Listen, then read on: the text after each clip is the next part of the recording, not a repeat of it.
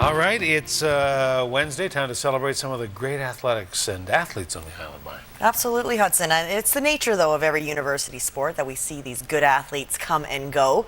And such is the case for the UVic Vikes women's basketball team. This weekend could be the final games for standout seniors Debbie Yeboah and Chelsea McMullen. But as Jordan Cunningham shows us, this week's Island co-MVPs will not go quietly.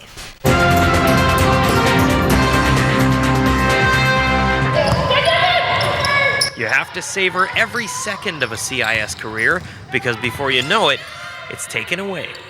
Everyone says time flies, and yeah, it actually does. Now I've experienced it. Now I know. This is it. I mean, we've worked hard all season for this moment. Whether it's 5 years split between Camosun and UVic, or 5 years as a queen of Ken and Kathy Shields Court, a post-secondary basketball career is fleeting at best. But Chelsea McMullen and Debbie Yeboah leave legacies on this floor. Just such great people, too. They're our hardest workers and just great people, great basketball players.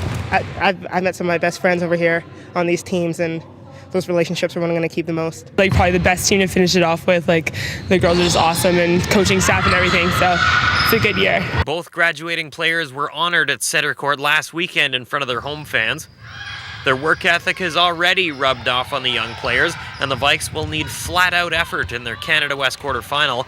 If Yeboah and McMullen plan on playing past the weekend, they need to knock off Canada's second-ranked team, the Regina Cougars. You have to get through a strong team to get to nationals and get to where you want to be, and I think we're playing good basketball right now. The Vikes upset Regina in their only meeting this season, but the Cougars boast the top post player in Canada in 6'2" Brittany Reed.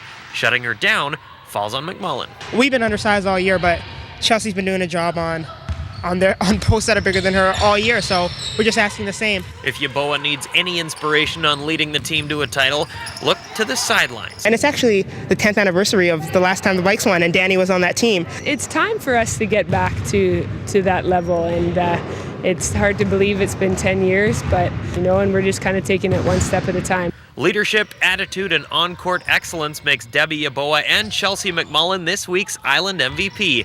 Leading this group to nationals is the ultimate final chapter. They're like my best friends, and I'm happy to finish like my 5th year with all these girls. Yeah, I want this season to end with a win, and I love these girls. There's no one else I'd rather win with, so that's the storybook ending. That's the happily ever after. Jordan Cunningham, CTV Sports, UVic.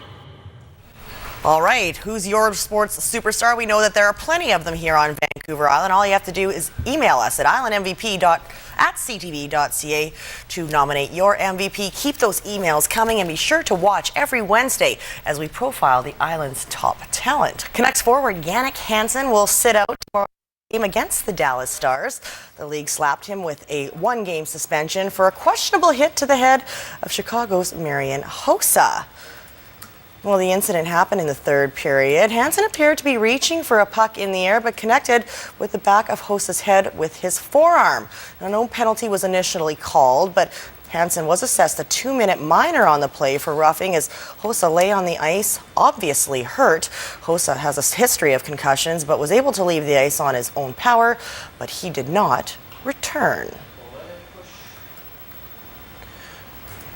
Longtime Buffalo Sabres head coach Lindy Ruff is on the hook for the team's inconsistent start to the season. It's the end of an era. The team relieved Ruff of his duties after today's practice. The Sabres are 6-10-1 to start the season. Ruff has been the Sabres bench boss since 1997 and is the team's all-time winningest coach. Now, if you include his playing days, Lindy Ruff has been associated with the Sabres organization for 25 years. Quick turns. And with that, former Alberni Valley Bulldogs David Zarzinski has his first NHL goal, and it was a biggie, putting the icing on a 3-1 Ottawa Senators win over the Islanders. It's Zarzinski's 3rd career game after being called up to plug some of the holes in Ottawa's injury-riddled lineup. Monday night, it was Tyson Barrie. Last night, David Zarzinski. Massive congrats on your first NHL goals. Well, first it was flash mobs, and then the internet exploded with Gangnam-style parodies. The Harlem Shake is the newest dance craze to go viral on the internet. The Victoria Royals posted a video of their own, and one player proved that he can move just as good off the ice as he does on it. And who is that masked man, you ask, with those slick moves? Well, if the long locks don't give it away, that's Logan Nelson, obviously feeling no effects from his lower leg injury. When the beat drops in this song, the rest of his Royals teammates get in on the action and let loose. That's how the Harlem Shake works. Anything goes. Sumo suits, sword fights, Santa hats, leaf blowers, they're all encouraged. You just laugh and kind of do whatever your body lets you, so it's fun. I like it. What's your body letting you do there? I don't know. I was just kind of getting lost in the beat, and for the boys, it was a good time to get a good laugh and get away from the game for a little bit. Nelly was definitely showing his moves there a little bit, and I was just showing I can ride a bicycle pretty much. That's about it. Tricycle, I believe. Actually, you're right. I haven't taken the training wheels off yet. What's your favorite go-to move? I see you did the leg drop there. Yeah, the pin drop's a good one, but I'm going to have the worm and the Dougie, I think, are my go-to. Logan Nelson not only knows his hip-hop, he is also trained in jazz, tap, and ballet. Bet you didn't know that. His mom was a teacher for 18 years, and he took lessons. Sure can tell. Well, both dancing and skating took a backseat to rehabbing. Nelson just returned to the lineup 3 games ago after sitting out 22 with an ankle injury. Now they need those fast feet this weekend when they host the Kelowna Rockets. It's a 2 big important games, especially here at home. I think we got 12 games left till the end of the season, and every game counts. It's going to be every game's the biggest game of the year from now on out, and we're going to be ready to play, and it's going to be a good 2 games. Nelly's outstanding, and everyone was wondering who that guy was that could move, but I hope he can move just as fast on Friday.